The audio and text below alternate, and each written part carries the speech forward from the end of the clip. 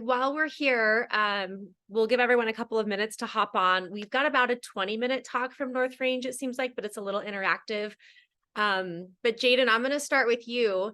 If you guys don't mind, you don't have to do this, but if everyone that's joined, if you guys just want to give a little introduction, you don't have to, but if you want to, just how you heard about this challenge, what's motivating you to do this month and next month, and what your name is and where you're from. Jaden, I know you're not afraid to introduce yourself. And you're one of my newest friends, so I'm so excited you're here. So why don't you start? Okay, my name's Jaden. I am 24 years old, and I'm from a little town called Chilliwack, an hour outside of Vancouver, British Columbia. And I met Mandy at 29029, that hiking challenge in the summertime in Utah. We met on the first lap, and we were both training for 100-milers, and we kind of had the same game plan to try and stay on our feet as long as we could throughout the challenge. So we did pretty much every single lap together for like over 20 hours. So we got to know each other pretty well through that. And then I just wanted to support her and sign up for this. And then I'm also, I'm like single, I live on my own. So I struggle a lot just like with kind of the winter blues and being lonely a bit. So this is just kind of nice to have something to motivate me to do during the winter time. So. Well, welcome. And Jaden just finished his own 100-mile race. Maybe when he posts about this, we'll just reshare his link. And I would highly recommend that you guys follow Jaden and the awesome things that he's crushing and celebrating and fundraising for. And Jaden, I'm wearing my 29 tonight. My hoodie. Let's go. I love it. Old hair. Well, thanks for sharing. Anyone else want to share? I'll jump in. Hi, everyone. My name is Alyssa Selby. I'm the program coordinator for our Suicide Education Support Services Department at North Range Behavioral Health. So North Range and Run Windsor work together quite often. So I actually got a chance to participate as a community member last year in this challenge. And I'm excited to be a little bit more involved now that I'm in CES this year around for the Move Through the Darkness Challenge.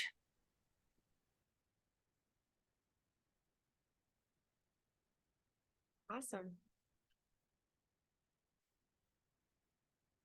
Hello. Hi. Hi. My name is Brianna Churchill. I found out about this challenge just from searching it on Facebook. I was looking for just a way to stay active during the winter months. I'm from Southern Illinois. I have a family. My husband and I have been married for 9 years. We have 2 small children. And so for me, staying active is very key to me having better days, to having great days as a mom. And so so my main goal is to just stay active and healthy so I can be just actively engaged with my family and not be tired all the time and no energy. And so I'm just excited to have found this group, and I look forward to all the things that will be happening. Awesome. We're so excited to have you. So it was fun also to hear that you just randomly found this. That's what it's for, is hopefully we can just continue and reach people from all over. So thanks for joining us. Awesome. Anyone else want to introduce? I'll jump in next. Sorry, everyone. I will not turn on my camera because I'm on my way to a hair appointment. My name is Kate Geist. So if you want to see what I look like, you can look me up on Instagram. I am actually based in Timnath, Colorado, and just heard about the challenge through community and social media. I've always used running as just like a way to decompress from work and to just kind of blow off the day a little bit, and it's always been really good for my mental health. So when I heard about this, I just thought this was a great fit for me, and I loved just being able to be involved in the community. Welcome, Kate. Hi guys, unlike Kate, I am not on my way to a hair appointment, but I am at volleyball practice at my kid's middle school. I'm Brian, and I live in Western Colorado. I think I don't know when I'm just met Mandy recently this summer, but I think we've been running in the same literal circles for a couple seasons now. And I wanted to support the event. I wanted to support Run Windsor. And I too need some motivation to keep going in the winter. So what better way than to share with others and to be a part of the greater good. Thanks for having me. Awesome, thank you. And plug for Brian. Brian's also a run coach, so he's doing amazing things. If anyone's looking for someone that's very knowledgeable and experienced as a runner themselves, Brian's your guy. Awesome. Well, if there's not anybody else that wants to share, feel free to hop in. But if not, we can get going. So we are kicking off. This is our full second. Oh, and I'll introduce. I have friends here too with me tonight. Maybe you'll be able to see them. They're hiding. So Shauna and Allie are here with me tonight too.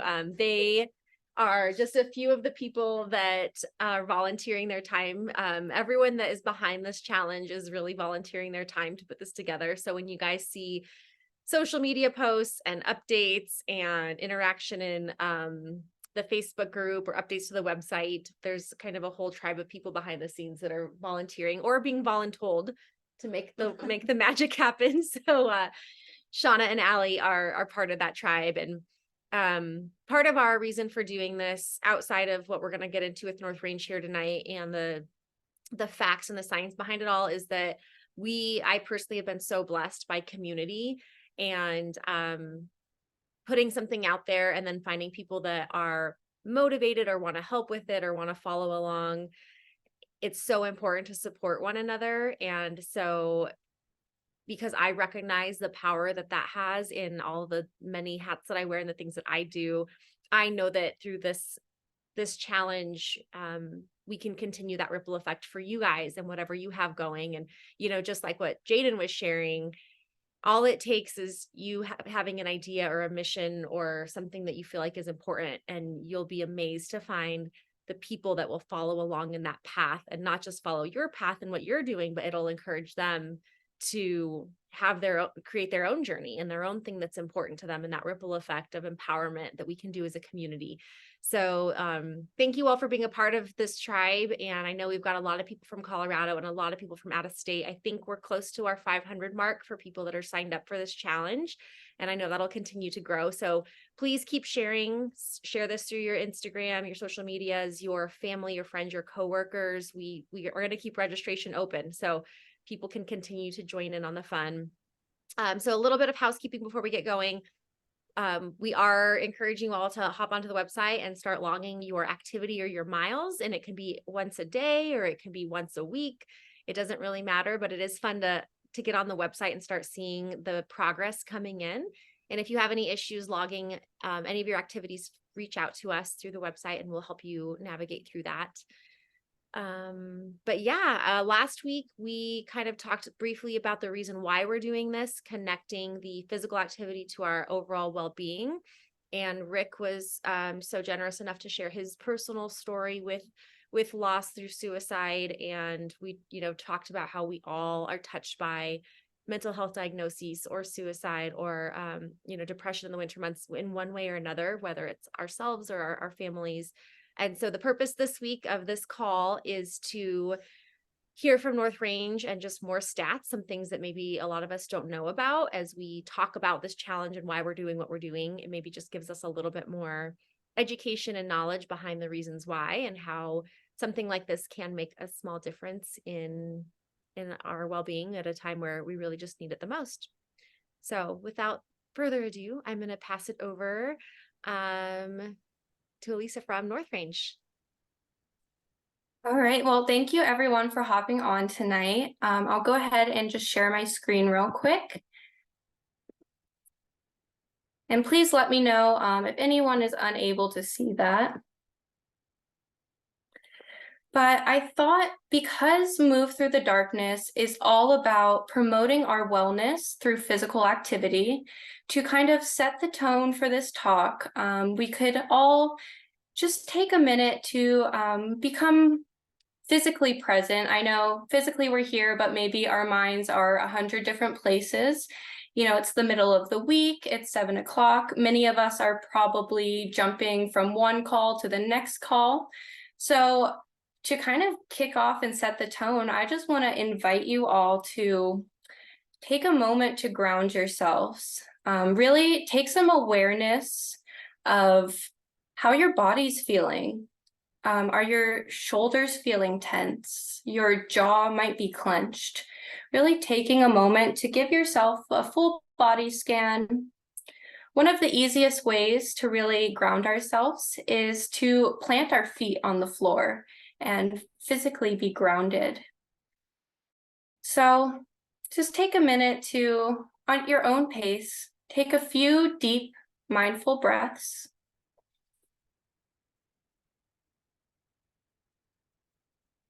Our body and our mind are so interconnected, and that's why the Move Through the Darkness Challenge is so amazing. So just like you might get a cold or you might break your arm in your lifetime, you might also experience a mental health challenge throughout that lifetime. So just as we would try to protect and promote physical wellness through exercise and sleep and nutrition, we really want to do the same thing and promote and protect our mental well-being as well. So with all of that being said, let's go ahead and jump into the presentation. So today we're really just going to kind of talk about what is seasonal affective disorder, what are some of the reasons that it's caused, and then what can we do to actively combat seasonal affective disorder. So during the winter and the holiday months, a lot of us really start to feel or notice that grief and stress and overall mental health may be weighing heavily on folks. I know we already mentioned the winter blues as we talked a little bit at the beginning of the call. So that's a really common thing that people talk about around this time of year, as the weather is a little bit more gloomy, as the temperatures begin to drop. It's common to feel low, tired, irritable. And feelings of sadness can also stem during the winter and the holiday season, whether that's from the loss of a loved one, navigating changes in relationships or traditions, or feelings of isolation. So if you find that year after year, you or a loved one or a friend that you know, this season is always hard, that could be seasonal depression or seasonal affective disorder at work. So seasonal depression, also known as seasonal affective disorder, abbreviated as SAD. So you may hear me refer to it as SAD later in the presentation. It's a type of depression that comes and goes with the changing of the seasons. It returns year after year, beginning and ending around the same time, and it often impacts a person's well-being and their functioning in their day-to-day life. And it's really, really common. So symptoms tend to start developing in end of October and early of November. That's when we really start to see those temperatures start to drop, weather get a little bit gloomier, and that's when we start to transition into that holiday season as well. Another thing about seasonal affective disorder is it's very long lasting. It lasts 4 to 5 months of the year. So when we look at the scheme of the entire 12 months, that's a pretty significant portion of our year that we're experiencing this. And it affects up to 20% of adults in the US every year. So that's over 3 million cases every year in the US. So just to say that it's actually really prevalent and it's really common. So if you want to write in the chat or unmute, I want to invite you all. What are some things that you might notice, whether that's in yourself or your colleagues, your friends, your family? Do you notice some patterns this time of year? Do you notice a routine shift or a mood shift, whether that's, again, in yourself or a friend or family?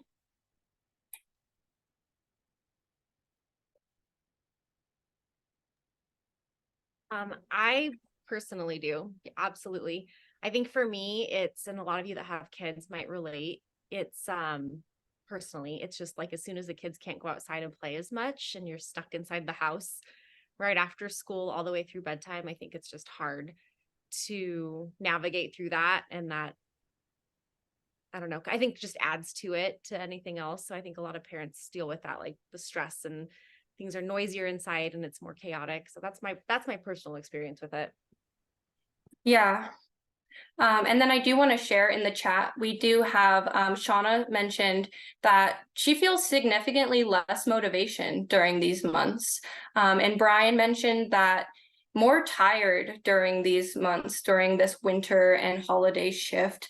For myself, I definitely notice that increase in inside time, that decrease in physical activity and getting that fresh air, which for me is so essential for my well-being, getting into nature. And I definitely notice a big decrease during this time of year as well.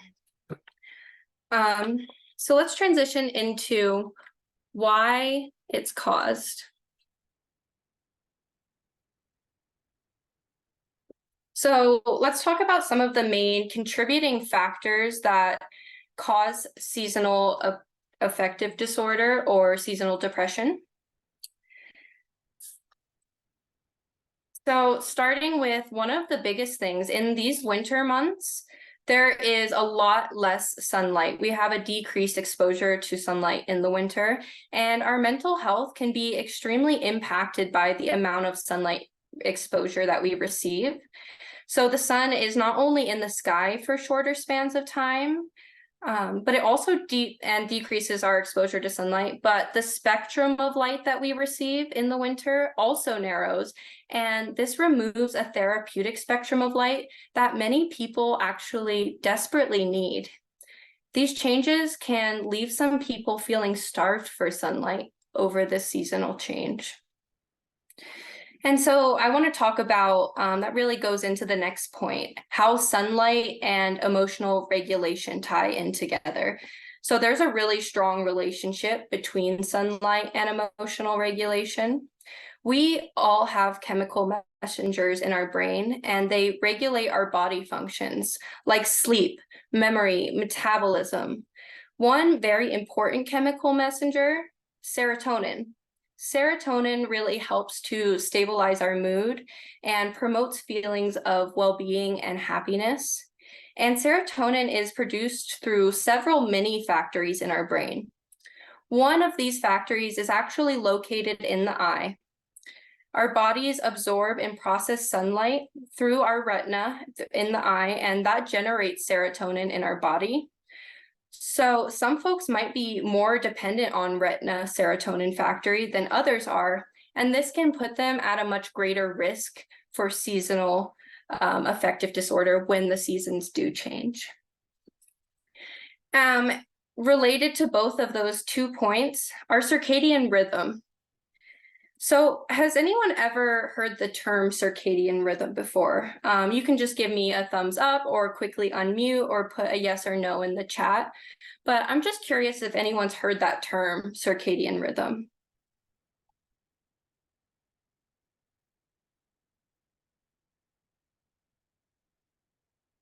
I'm seeing a thumbs up.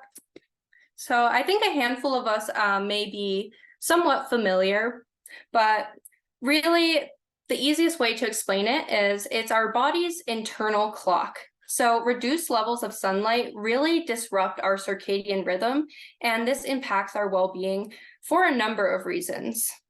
So every one of our biological systems in our body, from our sleep to our wake cycle, our cardiovascular and digestive systems, they all follow circadian rhythms, a 24-hour cycle that's a part of our body's internal clock, and it coordinates different processes at different times of the day or the night. And these rhythms influence every aspect of our biology. This includes our mood, our alertness, our body temperature, cardiovascular function, and so much more. So our brain sends signals to regulate activity throughout the body, and this is highly sensitive to light. And when our circadian rhythms are fully aligned with that 24-hour day and night cycle, that's when they promote consistent, good quality sleep that really restores and regenerates our bodies. However, when this rhythm is thrown out of sync, it can cause significant sleep disturbances. And sleep disturbances and circadian rhythm disturbances have been linked to multiple categories of mental disorders, from anxiety and depression to psychosis. Some of the most common examples of circadian rhythm disruption that some people may or may not have experienced is jet lag. So jet lag typically occurs when the circadian rhythm is disrupted by long haul travel. So this could look like going from the West Coast to the East Coast, but typically this is over several time zones. And if anyone's ever experienced it, they know it can cause significant mood disturbances, anxiety, tiredness, changes in our appetite, and affect our stomach and bowel function as well. So that circadian rhythm disruption really sparks a lot of sleep disruption, and in turn, this impacts our mental and our physical health. So I want to talk a little bit about what can we do to combat SAD? What are some of the things we can proactively do to protect, maintain, and promote good mental well-being?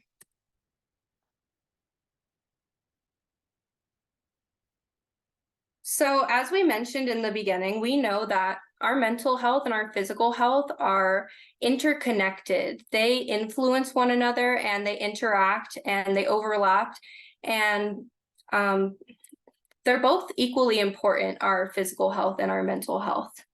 Luckily, typically, we follow the same steps to really boost both. So while we're boosting our physical health, we know that this is also going to boost our mental health and vice versa.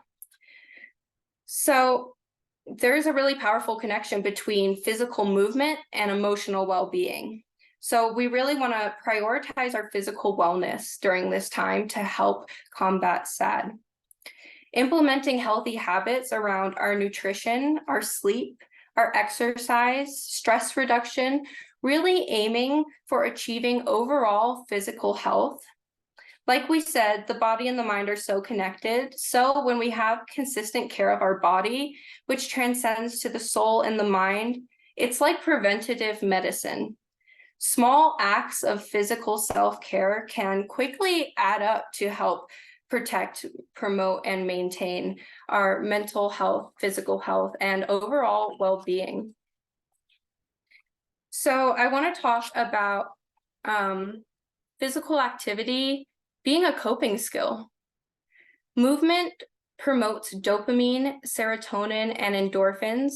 We touched on serotonin earlier, but along with serotonin, dopamine and endorphins really increase those feel-good chemicals in our brain, and that promotes well-being. And actually, exercise can even help to counter negative mental states. Regular exercise also leads to higher levels of circulating dopamine and more available dopamine receptors in our brain. And exercise can help you sleep, which is essential for our mental health. Going back to that circadian rhythm and some of those things we talked about, poor sleep can contribute to and worsen existing depression. And so treating sleep disturbances can really help to alleviate some of the symptoms of mental disorders. Our sleep and our circadian rhythms are absolutely fundamental for our mental health, and exercise is something that can really help with that. A few other things that can be really helpful to help combat SAD, things like light therapy, talk therapy, sometimes certain medications or vitamin D supplements have all been known to help with seasonal affective disorder. But really, that is why we do move through the darkness. This challenge was created to encourage people to support their well-being through physical activity. It's a no-cost event, and it really creates community around building skills and habits that have a long-lasting positive impact on our mental wellness during the winter months, but beyond that as well. So throughout this challenge, you'll continue to be connected to more resources, other educational topics to learn about the various dimensions of wellness. And again, bringing back that social component of the challenge. So do it with your friends, your partner, your coworkers. It can really help to combat some of that holiday stress as well, to get moving and get social as well, get connected. So seeking community, seeking connection with others during this time, especially if maybe your family isn't present. And this challenge really is just to help people feel empowered and confident and have the tools and have the community that you all need to succeed. So I want to ask you all to either put in the chat or unmute. What are some of your favorite ways to get moving? Especially if it's one of those days where maybe it's blizzarding out and it's -10 and you just can't get out there, but you really want to get moving. What are some creative ways? What are some of your favorite ways? Please go ahead and share whenever you're ready. And I'll monitor the chat as well.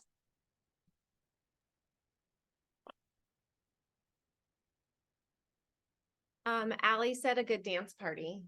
Yes, if you can hear me, I have toddlers, so it's really hard to get them out of the house, bundled up and everything. So just a quick 10 to 20-minute dance party gets the heart pumping. I love that. Mine is definitely 100% running outside. If you guys follow me on Instagram, you know that. But I find so much like energy and invigoration from the cold, brisk air, especially if it's when the sun is coming up. Just like receiving that first sunlight of the day, the cold air on my face, on my legs too. I like running in shorts, but just even those, like the breath of cold air. I highly recommend, like even on days where I don't get to run first thing in the morning and I have to save it for later in the day, I'll make a point to go outside and just go for a quick walk with my cup of coffee and just kind of accepting the air and the sunlight as a way to start off the day.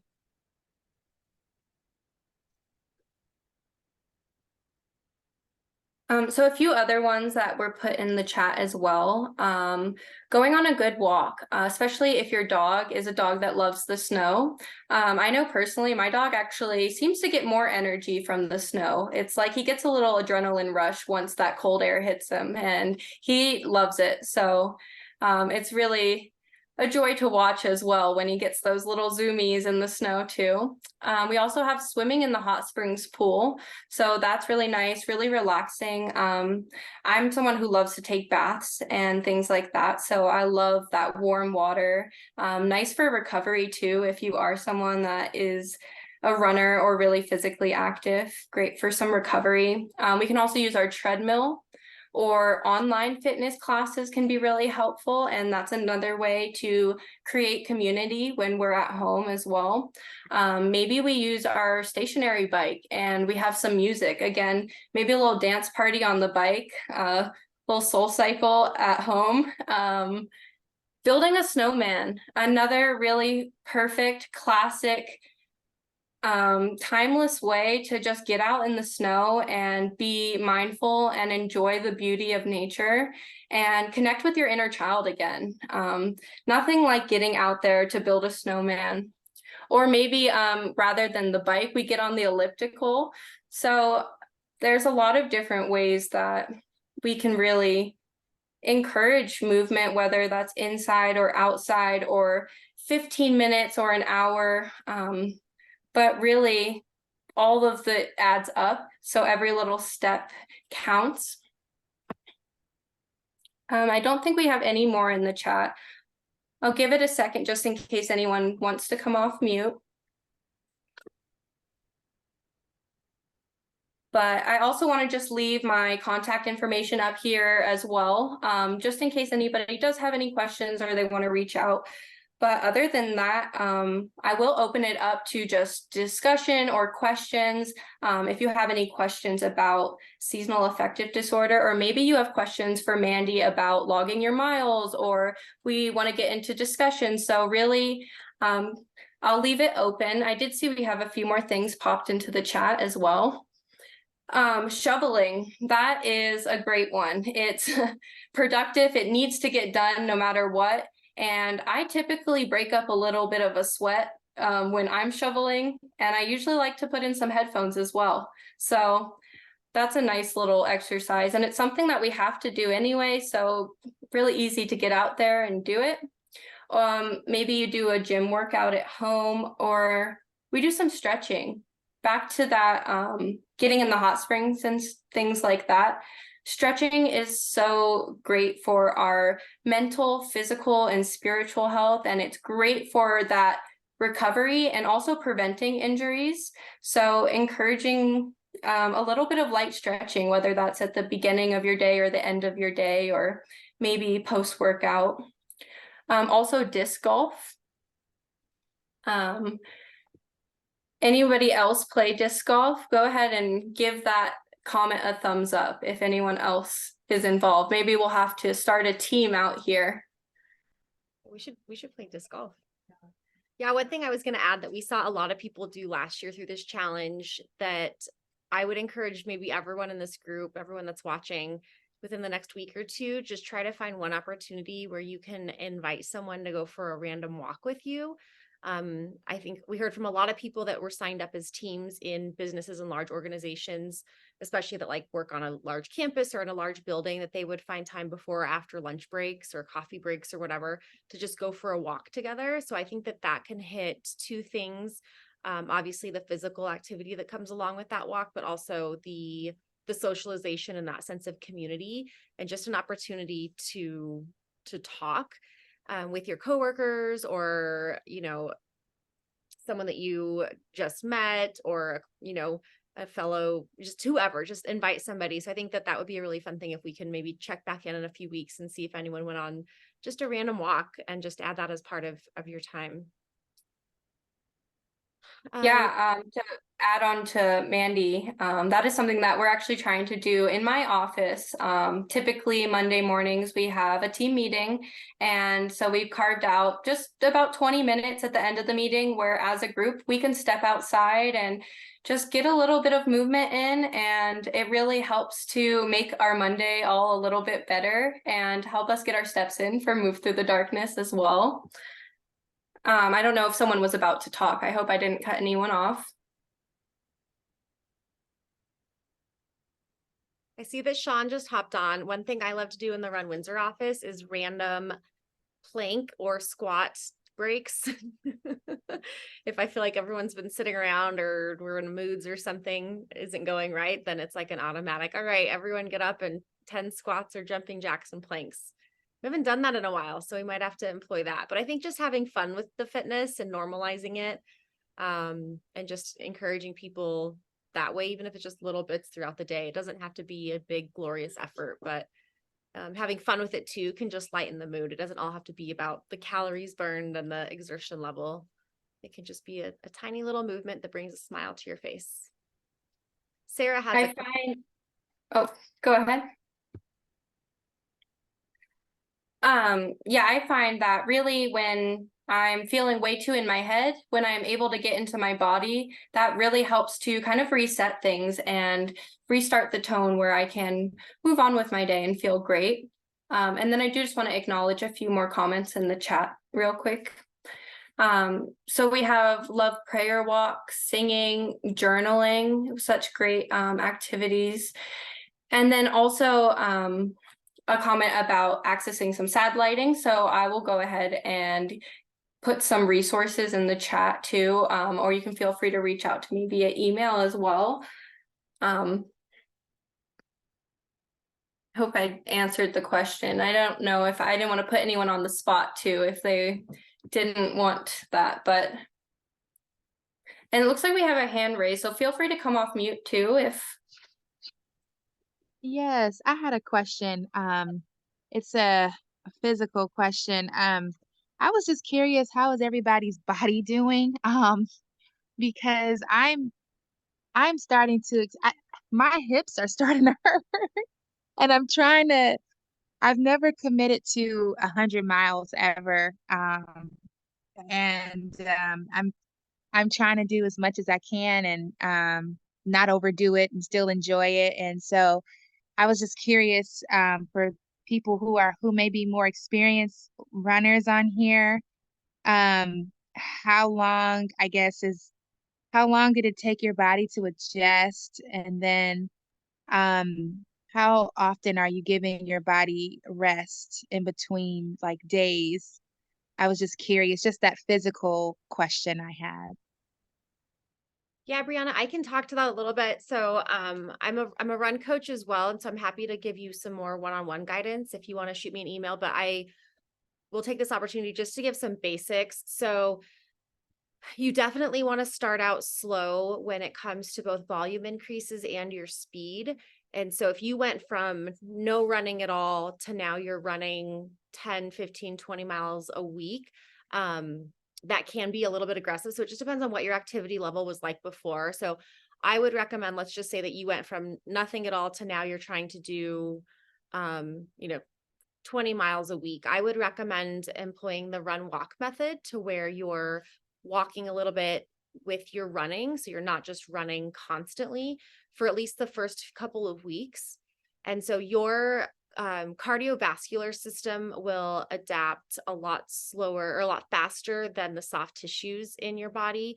And so thinking joints, ligaments, you talked about your hips, your muscles, all that soft tissue really does take a toll when you start running. So you just want to make sure that you're taking it easy, you're taking walk breaks, you're warming up very slowly before you actually start your run. And then again, maybe 1 or 2 weeks of doing, maybe it's 2 minutes of walking, 1 minute run, 2 minutes walking, 1 minute run for 20 to 30 minutes at a time. Long term, when it comes to training, and you could definitely do this during this challenge, and I can help you plot out the miles, but you would want to do steady increases every week with your volume as well as your longest run of the week. And then every 3 to 4 weeks, take a recovery week where you're decreasing that overall volume by 30 to 50%. And so, let's say you ran 20 miles last week. This week, you probably want to do 10 miles. And taking those recovery weeks every 3 to 4 weeks, just to give your body a break and your mind a break too, because that constant build can have a toll over time. And that's where we see the mental burnout with running. Another key there would be making sure that you're finding some balance with strength training. If we have any imbalances in our body, we're going to see that show as an injury or excessive soreness somewhere. And so making sure that you're doing just the basics. It doesn't have to be anything fancy, but a little bit of muscle activation before you run, like some squats, planks to get your core activated, squats or squat holds to get your glutes activated. So things like that, just to get the body warmed up and your muscles awake before you start running is really helpful. I'd also recommend some basic strength training just throughout your week. So again, lunges, squats, planks, the things that are going to just kind of give you that strength and the structure to run would be important. Finding the recovery afterwards, obviously, gentle yoga, making sure you have a lot of good nutrition going on, a lot of water, you're staying hydrated. So that's kind of the basic of it. But again, if you want to reach out to me separately, I'm happy to help get you going with a running plan.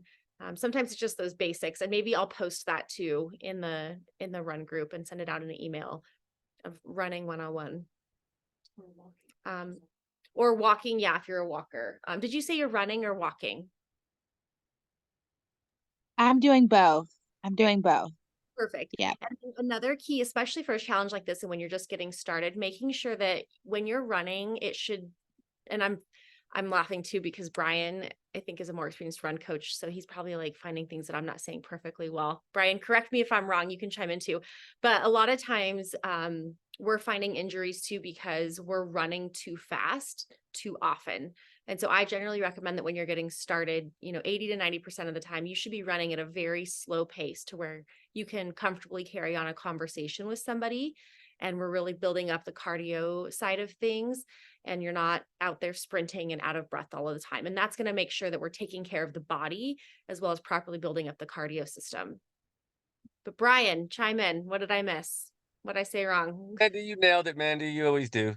The only thing I would add is that it's very specific as well. It's hard to give a general blanket training plan to a group of people. Brianna is maybe doing something different than what Sean is doing, as an example, and so just kind of learning a little bit about the history of an athlete and what they're looking to do and where they're coming from is the best direction. So I think Mandy's suggestion of the emails probably right in line. Thank you guys so much. You're welcome.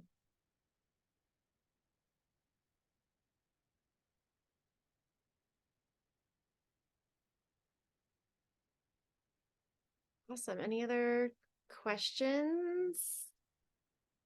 Anyone seeing like any drastic, I don't know, just energy or excitement since you guys have signed up? Not, and maybe not just you, but anyone that you know that signed up? Any success stories of like, this might make a difference, or we're feeling empowered by it? Can share that I've been running in the evening hours just because of work-life balance issues that I have currently in December. And I'm enjoying the Christmas lights. So I'm kind of like looking forward to that run a little bit by just like trying out new neighborhoods and seeing who's got the best light selection. So it's kind of taking my mind away from the actual work and just enjoying people's celebration of the holiday lights. Yeah, that's a good one. That's always a refreshing piece of it, just finding something else to look forward to. I guess on that note, when you talk about the evening, anyone on the call, and maybe I'll just give some tips since I know the people will watch the recording, but does anyone have any questions specifically to gear or running in cold weather? Gear and equipment, struggling with that at all?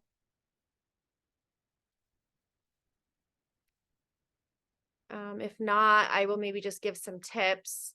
So I know a lot of us are here in Colorado, and so there might be somebody watching that's like in Miami and not going to deal with this, but we're dealing with obviously winter months. And so I'll just give a couple of tips that you always want to have more layers than you think you might need.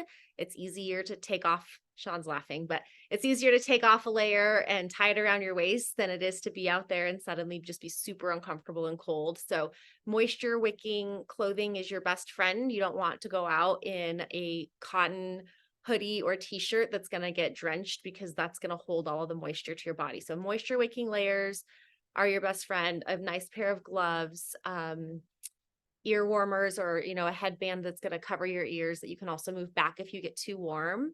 My special trick in the winter has always been a headband, not super thick, but like a headband that covers my ears, and then a hat over, because here in Colorado, you know, we guys get we'll get blowing snow, kind of blizzard conditions out in the middle of a run, and there's nothing worse than having like snow pelting at your face when it's cold outside. And so I like the hat trick, the baseball cap, because it makes it easier to kind of tilt your head down and still be able to run, but you have a little bit of protection on your face from the snow. It also kind of is like my little like warm comfort zone. I feel like I can go out and handle the freezing cold conditions with that. Obviously, if you're going out at night, making sure you have a headlamp, and definitely something reflective on you if you're running at night or early in the morning when it's dark out, so that you are seen by cars. So reflective gear can come on clothing these days, or, you know, just the little flashers that maybe you put on your front and your back. Ice is another consideration. So making sure that you have shoes with really good traction. I'd recommend trail shoes, or, you know, like gaiters on your shoes to deal with the ice. Running on the ice and snow is definitely a learned skill. Shauna was asking me about it last week, and it just takes a lot of awareness. And a lot of times it's focus on each step and your core strength too. You'll notice you're going to build up your core muscles a lot more when you're running in icing conditions, because you're having to be really methodical about your foot placement and paying attention. I like it. It reminds me a little bit, and Brian, you can attest to this too, of trail running, because you're not just cruising along, you're having to really pay attention to every step and where you're going out on the street. So just paying attention to that. You know, good socks are important as well. That's all I got for cold weather gear. Anyone have Some any cold other? weather, some cold weather considerations are that, maybe if you're not used to running in the colder season, darker season, is that your pace is going to slow down. It's not going to be your summer pace. You're not hitting your splits. You're going to be a little bit slower. I'm a little bit slower. I guess I should speak for myself. But we could expect to be a little bit slower in the off season, in this winter time, and that's okay. Just getting moving and moving forward and getting some fresh air and clearing your head and getting outside is the important part. The pace at this time isn't, and that'll pay off come spring and summer when we are ready to start racing again. Yeah, there are stats, Brian. Do you remember what they are? It's like a certain percentage of your pace or time on your pace that you're going to slow down when temps are under 30 degrees and over 70 or something. No idea. I don't remember. It's in our US, it's in the US Good Training somewhere. But yeah, I mean, that's a really good point, is that I definitely encourage, all of my athletes, don't judge your pace right now when it's super cold, or like you said, when it's super hot outside, there's definitely going to be a change in your pace. So it's more just focused on that exertion level. And I think it's also a really good time just to pay attention to how you're feeling, your general emotions, stress level, anxiety, overall energy level. Those are all going to impact your pace as well. And so let's say Brian had a really crazy day at work and family life is demanding, and maybe got a flat tire and he comes home to run at 6 p.m. and he's just not feeling like himself. His pace is going to reflect that. And so you just have to be mindful that you just go based on how you feel. Don't worry so much about your pace and your splits, because how your energy systems and your emotions are really going to impact that as well. And so I think it's more just focused on like your time on your feet and just remembering that there will be benefit from the movement.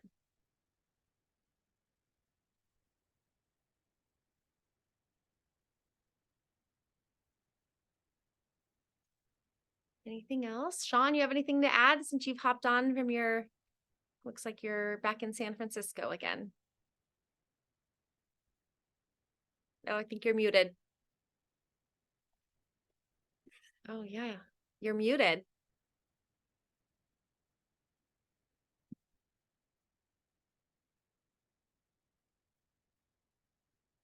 I can't hear you. You're not muted, but your mic's not working. Mike's not muting. Nope, not working. Maybe you're just gonna have to type in the chat and I'll read it to everybody.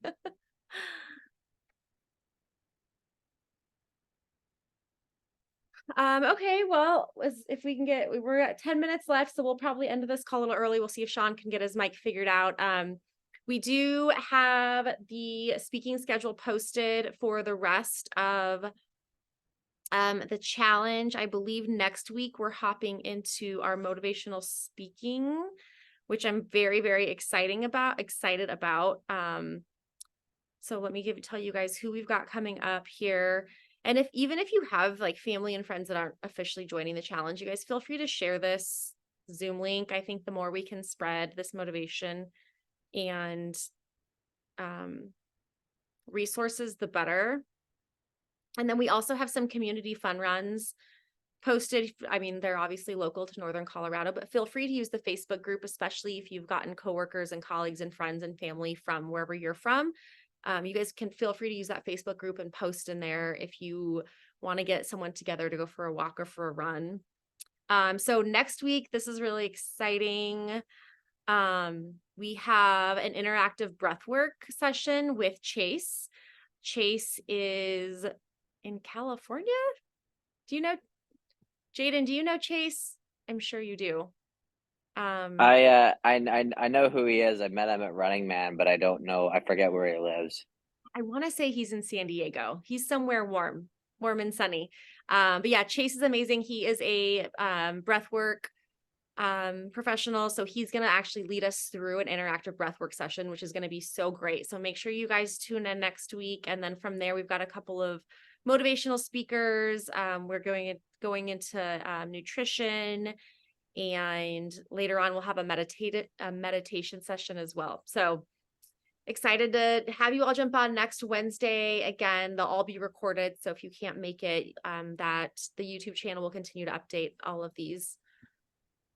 And I guess lastly, we'll see if Sean, did you get your audio figured out? Hopefully he didn't He have left. left. He said bye. He's got 2 kiddos at home right now that he's trying to juggle as well. So, well, that's all I have, unless anyone has anything else for us tonight. Well, Lisa, thank you so much for all of that information. It's all just really good reminders for us. And I appreciate everyone taking time out of your busy schedules to join us. And I'm excited to see all of your movements and your activities logged this week. And we're grateful for you all. Thanks so Thank you much so for having me much. on, Mandy. Yeah, absolutely. Thank Thank you you. guys, and we'll see you next week. Bye. Yeah. Right, Thanks, bye. everyone.